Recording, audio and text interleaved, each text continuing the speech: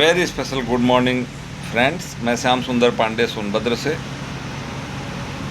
आज सावन का अंतिम सोमवार है और बाबा विश्वनाथ, बाबा महादेव, देवादिदेव के पूजा अर्चन करने के उपरांत मेरे मन में आया कि एक तो ये जान लो आप कि मैं जा रहा हूँ दिल्ली प्रोटेस्ट में बहुत जल्दी। शायद कल या परसों की टिकट होगी मेरी, शायद में भी।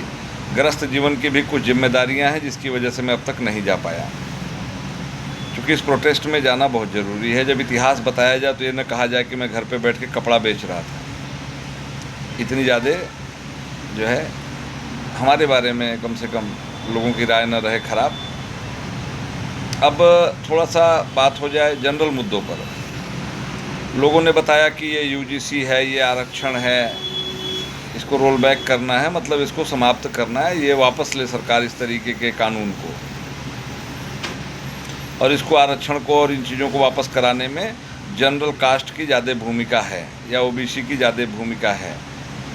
बाकी एसटी एससी के लोगों को लग रहा होगा कि हमारे साथ ज्यादती हो रही है या हमारे साथ ऐसा नहीं होना चाहिए, ऐसा हो गया तो हमारे साथ गलत होगा। ठीक है, ये एकदम गलत बात है। इसमें अगर ऐसा कुछ संशोधन होता है यूजीसी में या एसटी एससी एक्ट में, तो इसमें सबसे ज़्यादा फ़ायदा एसटी एससी वालों को होगा।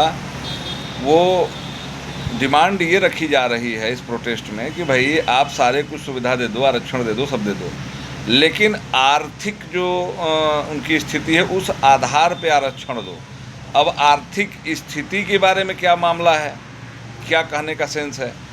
जैसे हमारे यहाँ मान लीजिए मैं जाति का एससी हूँ, मेरे यहाँ 2 अध्यापक हैं, मेरे मौसा जी डीजीपी हैं, मेरे फूफा जी पॉलिटिशियन हैं, तमाम ऐसे, या मेरे जानने वालों में कोई बहुत हाई फाई है। तो अगर आरक्षण का लाभ अगर हमें मिलेगा तो कैसे मिलेगा? और जो गांव का अंतिम व्यक्ति एससी बिरादरी का है, एसटी बिरादरी का है, उसको आरक्षण का लाभ क्यों नहीं मिलेगा?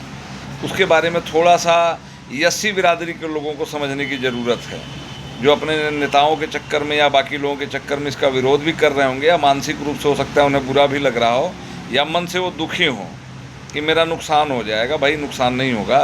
कैसे? ये जो रसूखदार आपके कम्युनिटी के लोग हैं, कोई भी वैकेंसी होगी, कोई भी व्यवस्था आएगी, कोई भी लाभ मिलेगा ना, वो सबसे पहले ऊपर ही मलाई काट के निकल लेते हैं।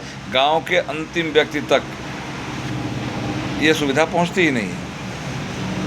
मतलब मंत्री का बेटा मंत्री, डॉक्टर का बेटा डॉक्टर, इंजीनियर के परिवार में 4-5 और नौकरी, मास्टर के परिवार में 10-5 और नौकरी वाले, ये आरक्षण का लाभ जो लोग एक बार चख लिए हैं ना, वो पाते हैं। मेन जो एससी और जिसको जो मेन आरक्षण का लाभ मिलना चाहिए उसको आज तक मिल ही नहीं पाया।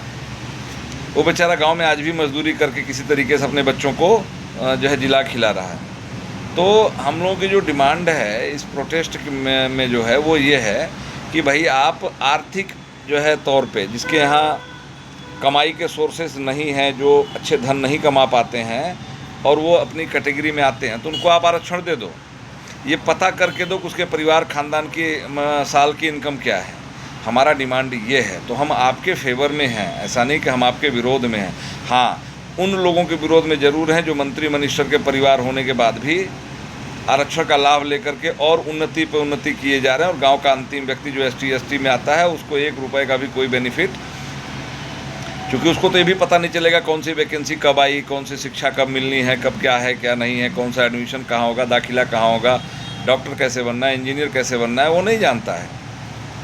उसको केवल एक चीज़ से मतलब है कि आरक्षण है, हमारी बिरादरी को लाभ मिलेगा। बिरादरी को ही लाभ मिलेगा और बिरादरी में सबसे ऊपर बैठे हुए लोगों को लाभ मिलेगा, आपको नहीं मिलेगा। आपको चाहिए कि नहीं ये आप विचार करो। अगर आपको चाहिए तो इस प्रोटेस्ट में आप भी सहयोग करो। आप गांव में बैठे हो, पता चला आपके घर में वैकेंसी का ज्ञान ही नहीं हुआ, अगर आप ऐसा सहयोग करोगे, ऐसा कानून बन गया, तो फिर तहसीलदार, लेखपाल, डीएम, एसडीएम, कलेक्टर, कप्तान की ये मौलिक जिम्मेदारी बनेगी कि पता करें कि इस वैकेंसी में भरने वाले लोगों की आर्थिक स्थिति क्या है, उस आधार पे आपको नौकरी मिल जाएगी। तो इसमें आपका फ़ायदा है। अगर मेरी बात समझ में आ रही हो तो सपोर्ट करिए। Thank you. जय हिंद, नमस्कार, वंदे मातरम। Very special good morning.